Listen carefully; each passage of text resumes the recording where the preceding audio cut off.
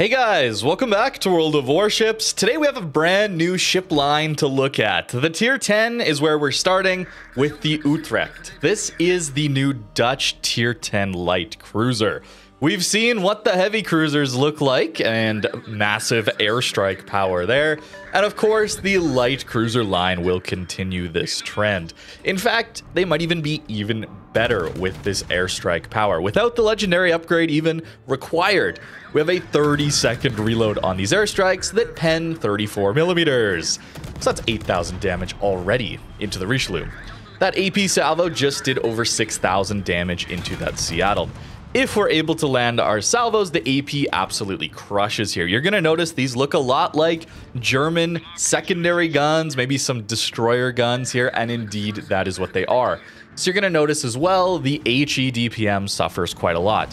Not necessarily because of reload, but because the alpha damage on the HE isn't so great. That's a bit of a theme on German guns, I guess we'll say. But the pen is awesome. You get 32 millimeters of pen on these HE shells. So you're going to full pen battleships. That's the key here. The AP, though, does have quite high alpha damage. And while it doesn't have improved pen angles or anything like that, the damage output is quite significant from them. The airstrikes, though, are the real problem, in my opinion. This ship just launches so many of them so quickly. And the real pain point here is not just the reload, but the range that you get to exert this pressure. 14-kilometer range on these airstrikes. So even though this is a light cruiser, it has further range than the heavy cruiser does with these airstrikes. 13.5 on Howden, where we have this 14 here on Utrecht, where they also have faster drop times. So 13.42 seconds was the lead time there on that Richelieu, where it's 15.5, I believe, on the Howden. And the Prince has, I think, 17.5, although that one does have even more range yet. But I would gladly trade all of those things for this reload, and you still have really good range. I was expecting with this reload, when I saw it initially, 30-second reload on this airstrike, I was expecting it to have like a 10-kilometer range, maybe 12 kilometers like the Tromp, for example. But no, it's 14, and not too difficult to lead. Although similar to Tromp, you're going to notice that it has a small box. The D7 Provinciën, that's the dockyard ship from a very long time ago, has also a very small box. And that does mean it will be a little more difficult to lead in that regard if you miss aim. But on battleships, it's not too hard. You don't have to lead as far as the Howden. With the other benefit being our planes take less damage since they're spending less time in the AA bubble of the enemy. And that's going to be required here on Utrecht because we only have 7 planes per strike, where Howden gets 12 planes. Same with Prince. They both get 12 planes. So each individual plane shot down is a larger percentage, I suppose, of our strike here. So important to note that, I suppose. But it is a smaller drop box, so maybe we still hit quite a few drops anyway. And in fact, we do. This poor Freddy, man. He damage controlled his fire there that we landed on him with our first drop, and then we get a perma with another nearly 7,000 damage, and then we drop him again and hopefully get another fire. And oh look, 10 seconds later, we have another drop. You can see why I'm so worried about the direction of this game when it comes to the Utrecht and its design here. This is miserable to fight against. I am very sure this Freddy is not having fun. And I'm very concerned Wargaming is not taking that into account at all. It's really just what is fun for the player playing the ship, and it doesn't matter what happens to the guy on the other side of it. And I'm quite worried about that. We certainly see that with the Libertad line. We see that with the Colombo SAP. And it's just really, really tough to fight those things. You don't feel like there's a lot of counterplay. And I'm worried about that when it comes to carriers and subs, obviously. And certainly airstrikes have that potential as well. With the Utrecht here, I think this is a really bad example of an airstrike. If you remember, I actually thought Prince was very good. At least as far as airstrikes go, it was relatively fine to play against, and it was still very powerful. Yes, it had a long reload. Yes, it had an incredibly long lead time, but the salvos you landed were very, very powerful. Tons of pen, tons of damage. But that long lead time means you have plenty of time to dodge it, as well as the long reload giving you a reprieve from the constant airstrikes if you're within range of these airstrikes. And it's very difficult to get out of range of these airstrikes without just leaving the battle altogether. And if you remember, that's always been my complaint when it comes to carriers. To really counter them, you got to clump up as a team in spawn. And that's not really fun or interesting to play. And you're not helping your team win the game, contest caps, anything like that at all. So if one of these Utrechts gets close to an island like we're playing here in the middle of the map, what do you do, right? I guess you hope you have AA to shoot down some of these planes. You hope he misses. And that certainly will be the case against cruisers and certainly destroyers. You're going to have a tough time actually landing these strikes because the box is quite small. But against battleships, it really isn't hard. Consider 13.5 seconds lead time here is not half, but pretty close to half of Monty Rudder Shift. Monty Rudder Shift is like 22 seconds, okay? And yes, I'm picking the worst possible example. I know. Most battleships have much better rudder shift, and the ones people are playing, I'm looking at you, Libertad, have insane maneuverability. But still, I think the point is there that this is not good for the game when it comes to player experience fighting this ship. I'm very, very concerned. We're also seeing another benefit of this ship over some of its counterparts. You see in that shell velocity, as well as the range, let's be honest, but that shell velocity is immense. It allows you to have even better shell flight times than a Smolensk. It's easier to lead these shells than even a Smolensk, let alone something like a Colbert or a Jinan, for example. So Utrecht has 9.1 second lead time to 15 kilometers. If we look at Smolensk, that's 10.1, so a whole second faster.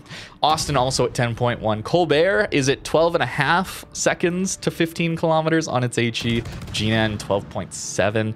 So you're seeing here a little bit of ease of use when it comes to this ship, let alone its immense gun range as well. Stock without any upgrades, we're getting 17 kilometers. That's actually more than the heavy cruiser, the Howden Liu. Also much more than Jinan's 15.5, Austin 15, but here's the thing. Smolensk 13.8, Colbert 13.8. But that's not the full picture, okay? The ship isn't just flat out overpowered. There are some weaknesses, okay? I do have to mention them. As much as I don't like this ship for the game, and I don't think it's going to be fun to fight against at all, and I think it is very, very powerful, the DPM is actually kind of low.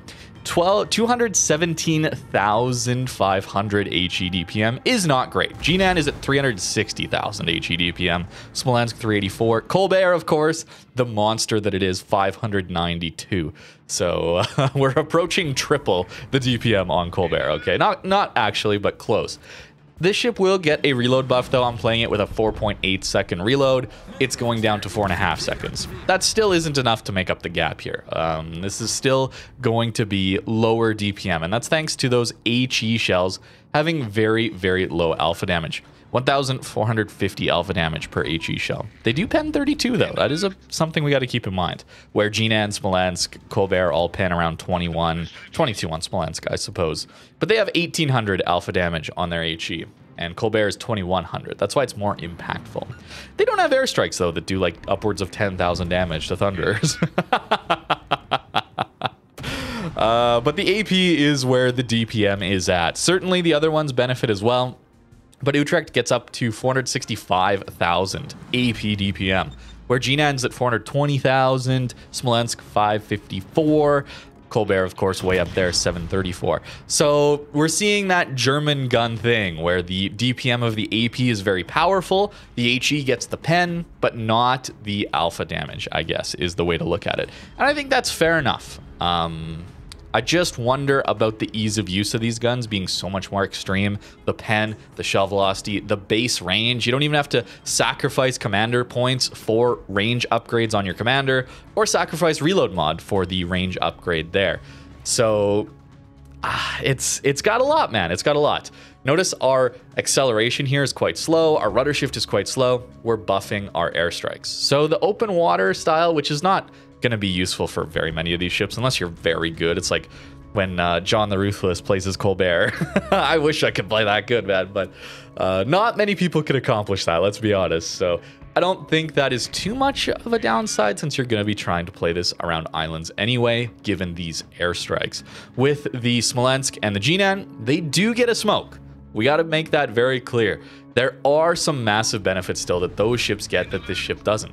Speaking of Jinan in particular, torpedoes. No torps here. So if we're getting rushed by someone, we're kind of helpless a little bit, I suppose. Real quick here, take note of our damage right now. 141,000 damage.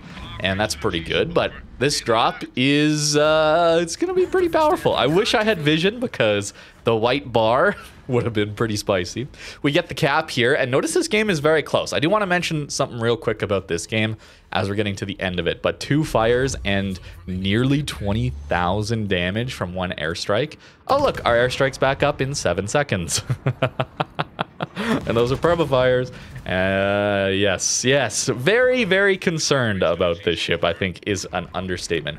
But here I want to show you guys the immense power of mods in this game. We all know mods are incredibly powerful. There's plenty of them. Certainly the Navigator mods get a lot of attention. Smoke Puff mods certainly can get a lot of attention.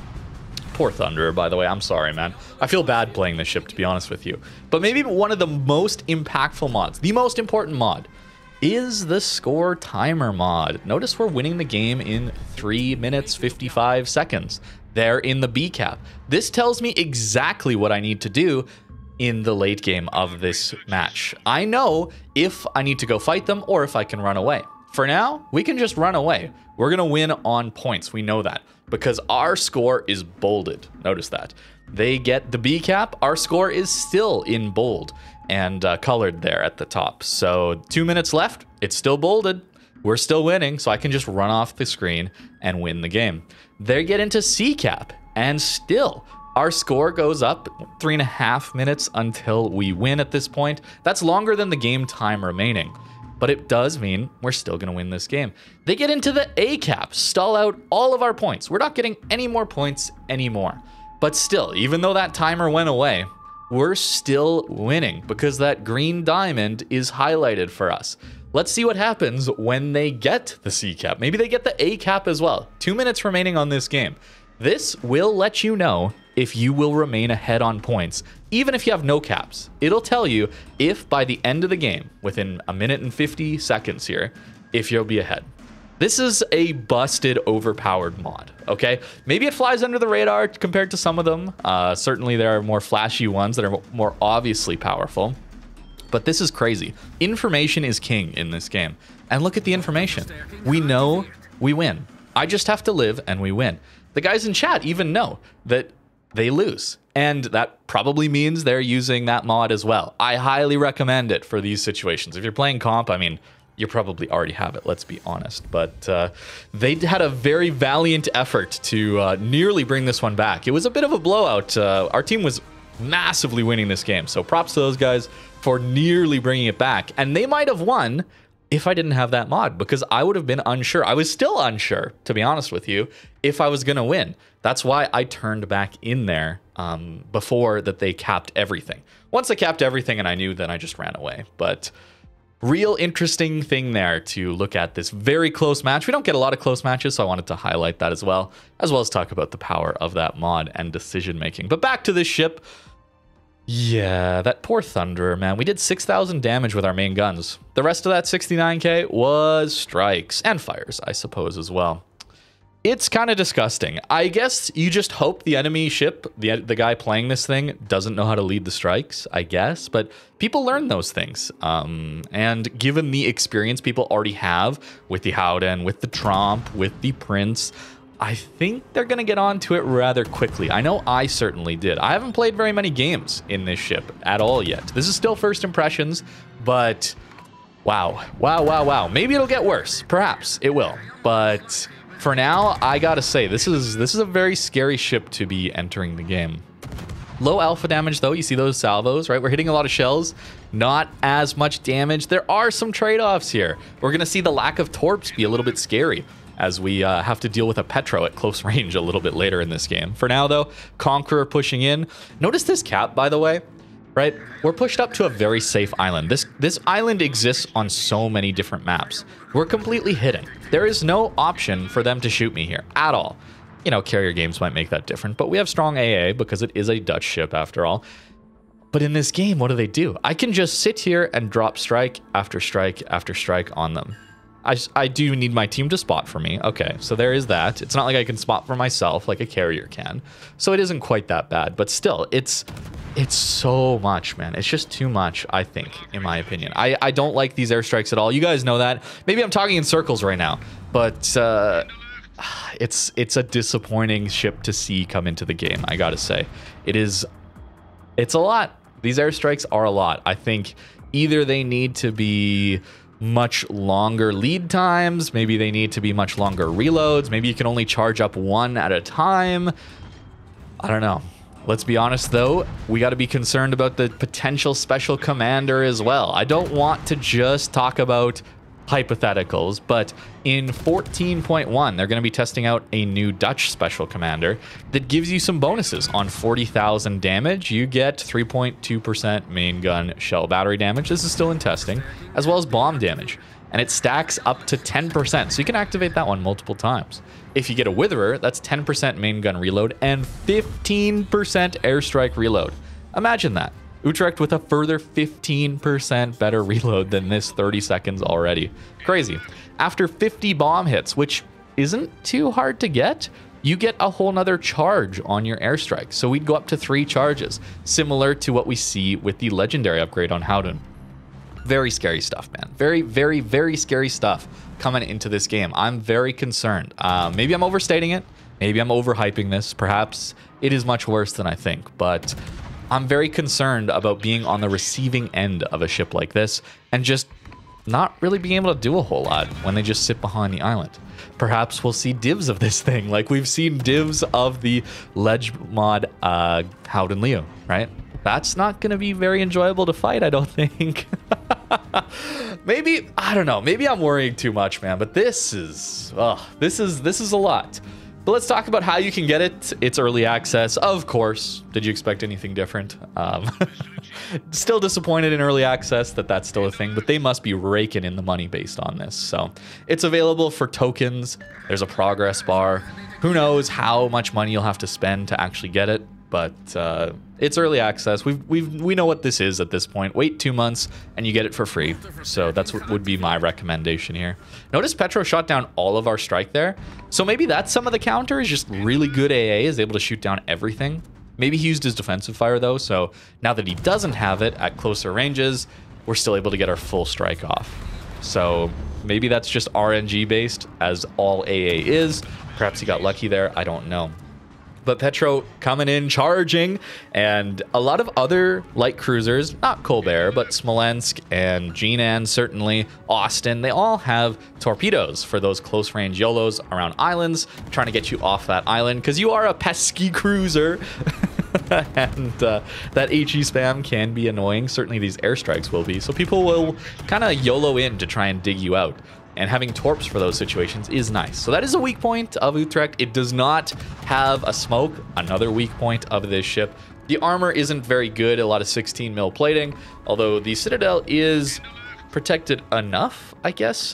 You will still get dev struck when you go broadside. It's got a very weird Citadel. I'll show you the armor after this game, but the other thing to consider is the firing angles. They're not bad, but also you're giving enough broadside to get Citadel. It's 33 degrees to shoot everything. You lose out on a few guns if you go down to 30 degrees, and then forward or back, you only get 6 guns. So you do have to give enough broadside, so open watering with this ship will be quite hard, especially if you go for a build maximizing these airstrikes. You'd have to give up some of that power. Although, given how powerful they already are, maybe that's fine to go with more of a rudder mod, for example. A lot of full pens on Venezia, little damage. So again, the HE damage there could be enough to offset, but the airstrikes are so strong. I'm worried. I'll be honest with you. And this range, this shell velocity, You don't even really need to zoom out a tick like with your scroll wheel like we usually do on some of these light cruisers at these longer ranges. You can still land shells very consistently. I did not use AP enough. I think looking back at things, we saw a few salvos there at the beginning that I used. That was actually my second game. This was the first one. But that AP could be a really nice way to offset things. 54k from bombs in this one. Again, 34 mil pen means you smash, absolutely smash 32 mil armor battleships. And even if you don't get through that, superstructures will take a lot of damage as well. The fires they do, it's very strong. I am a little worried though that I've overstated what this ship can do. The DPM is not high, especially on that HE. So that is a weak point. Certainly the armor, this is a squishy ship. It doesn't have a smoke to hide from. People farm out of even. So there are weak points here. With these first impressions, I would prefer that I just kind of give you guys what the ship is with not as strong of a take, but I'm not a fan of planes in this game. You guys know that. I don't like how little counterplay there is.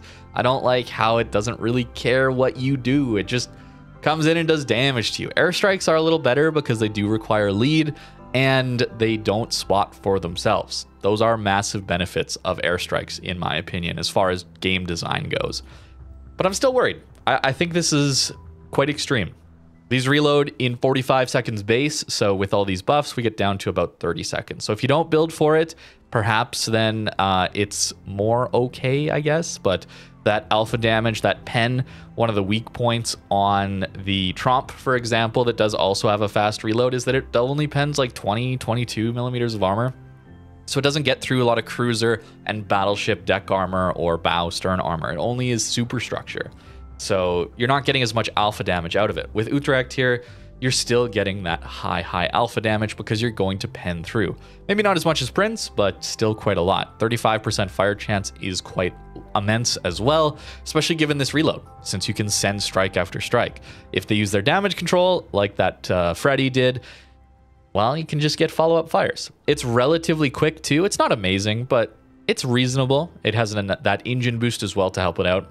Turning circle radius is fine. This rudder shift is slow. And with this build, we don't have propulsion mod because we're buffing these airstrikes as much as we can. So it is a little bit sluggish in that regard. The HP is very nice. This build, though, is trying to maximize that. So on our commander, we do have survivability expert, and we're taking the new flag. So base, it's around 37,000 HP. Still much more than something like the Colbert or the Jinan, for example. But still, buffing that HP is certainly something we want to be doing if we get caught out. Superintendent's very nice for that extra heal, as well as that engine boost, allowing us to reposition around the map quicker. That's typically what I was using it for, or if we get caught in open water. Very nice to have. Concealment as well, awesome. 9.8 kilometer detect is immense here, very powerful. With this build, I decided not to fit in something like top grade gunner or outnumbered, rather going for heavy HE to try and buff that HE up a little bit. It's still quite anemic, so maybe that's not really worthwhile. But you don't get the penalty to your concealment when running that. You definitely want Adrenaline Rush because it impacts both your airstrikes and your main guns. Demo Expert for main guns, giving you more fire chance, is good.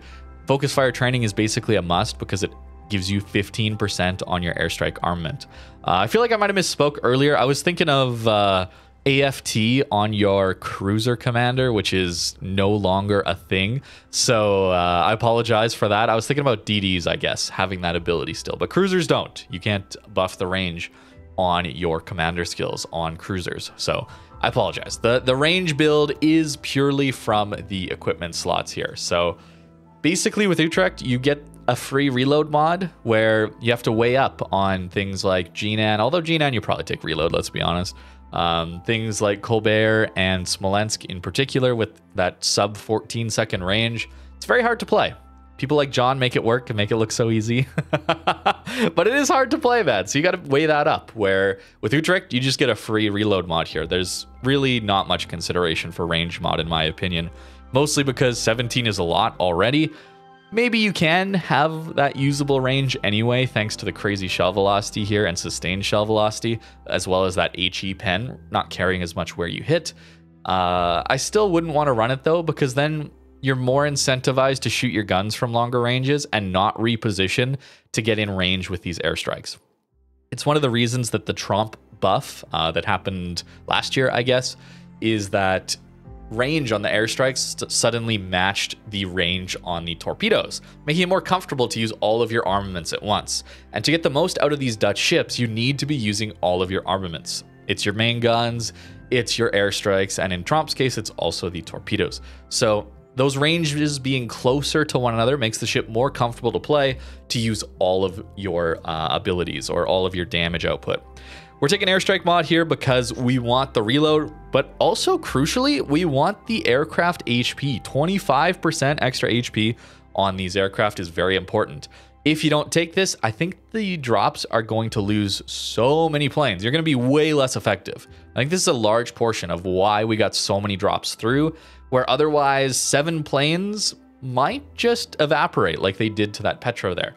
I don't know if he was using defensive fire. He might have been, but interesting weakness there. Perhaps that is the weakness of these strikes, is sure they reload quickly, but maybe the offset they're thinking is you don't get a lot of planes per strike, and lower HP there means you do less damage into clumps of ships, I guess. But airstrike mod is 25% is quite a lot of HP. It does mean you are less maneuverable though. We do have to consider that. Aiming systems mod, of course, there's not really much to take. Maybe turret traverse. You notice the recommended build here includes turret traverse. I'm not taking it personally, but it is a little bit sluggish. 12 seconds is fine, but on a light cruiser, when you want to maneuver around, that can feel a little bit slow, surprisingly. There's a couple turrets that are 360. Not all of them are, though. I took engine boost mod here, not necessarily because it's such a powerful engine boost, but it is really nice to have that extended duration, allowing you to take that open water fight if you're forced into it more, or you can move around the map much quicker, reposition quicker for a longer period of time. It is really nice to have that. And then, of course, going with the main armaments here. So armor layout. Yes, you have basically nothing, right? 16 here is basically nothing. Fortunately, that means you're going to take a lot of overpens. Not to sap, something like a Colombo is... Yeah, just hope you're not fighting a Colombo, I suppose. But AP will be overpenning this ship. It is quite skinny here, I would say. You do get a little bit of armor belt, casemate stuff here, but it is a very strange citadel. So let's take a look at that. It's slightly above waterline, which we do like to see, so quite vulnerable when you get caught broadside. And there's this weird extra bit in the middle. It doesn't extend to the edge, as you can see. So it goes up here, right around the superstructure, the front and rear of the superstructure, as well as on this side. You can't really even see it. It's like it slopes into here as well. So my guess is there's an angled bit going like this and like this. It's really, really hard to see. So a very strange citadel. It's not a fully stepped citadel like we would see on, well, here we go, Brisbane. Very easy example of a stepped citadel. This is a very big weak point when you're dealing with people that overmatch 16 millimeters. Because even if they can't hit your bow, or you're maneuvering enough that they don't hit your bow, you always have this weak point where if they overmatch through here, they can hit the stepped up portion of your citadel and still get that massive salvo. Without that, then it would just bounce off of the citadel deck and just overpen, perhaps get a full pen, not that citadel damage. I wonder if the idea here was to give you a more vulnerable broadside citadel, because it does sort of step up here, but maybe the idea is that it's angled enough here that you're not having to worry about that as far as a stepped citadel when you're angled. I don't know. I'm guessing here, I suppose, maybe too much guessing, but to me, that's what it looks like. But it is still an above water citadel, so you should be able to hit this relatively easily. Maybe it's waterline, I don't know. There's a bit of space here, so maybe the angle is throwing me off, but it looks like it's just above waterline. Even if it is waterline, and then in the middle here, it's a little bit higher, you should be taking citadel damage, and with this low HP, although it's still not that low, Dev Strike, getting Dev Struck is a very real concern in this ship. It won't take sustained fire very well since you're not very maneuverable, even with that engine boost. Specifically with this build, again, we could buff that further. We could go either steering gears, or we could go propulsion mod and then steering gears mod to get much more maneuverable. I'm not sure if that's worth doing, though. The ship seems to do so well already with that just full airstrike. Send it towards an island and just sit there and airstrike people until the game is over. It's sad, but that is a very real playstyle we could do with this thing. I could even do a challenge of where I don't want to use my main guns and see how well I can do. And it wouldn't be that hard in this ship, to be honest with you. Also, given the concealment here, we have a lot of range between our detection, 9.8, and our airstrike. So in that first game, when that Thunderer was pushing in towards me at the end there, I could spot for myself, stay open water against him, not use my main guns, and every 30 seconds have an airstrike that can do upwards of 20,000 damage and fires to him. It's a bit like a battleship reload in that way. So maybe that's the way it's thought of as well. Battleships do a lot of damage, but reload slowly, and air quotes of slowly is around 30 seconds, right? So maybe, I don't know. I'm trying to give examples of maybe why this is okay. Maybe it's gonna be fine. Maybe it'll be totally okay, and there's nothing for me to be worried about. But I am concerned about this ship and this line and the direction this is going. It feels like some massive acceleration is happening as far as the power level of a lot of these new ships. Most recent line, of course, being Libertad. This line coming in next. This one, although admittedly, will take more skill in leading those drops, where Libertad, you could just kind of W key and then secondary people. So maybe it's not quite so extreme like that. But new line, Utrecht. Here we are, tier 10. We'll take a look at the rest, as well as all of those juicy buffs to old ships in the new update. For now, though, thank you very much for watching. Let me know what you think in the comments down below. Am I just freaking out? Is the YouTube guy overreacting? It could be. Let me know what you think in the comments down below. Thank you very much for watching, and have a great rest of your day.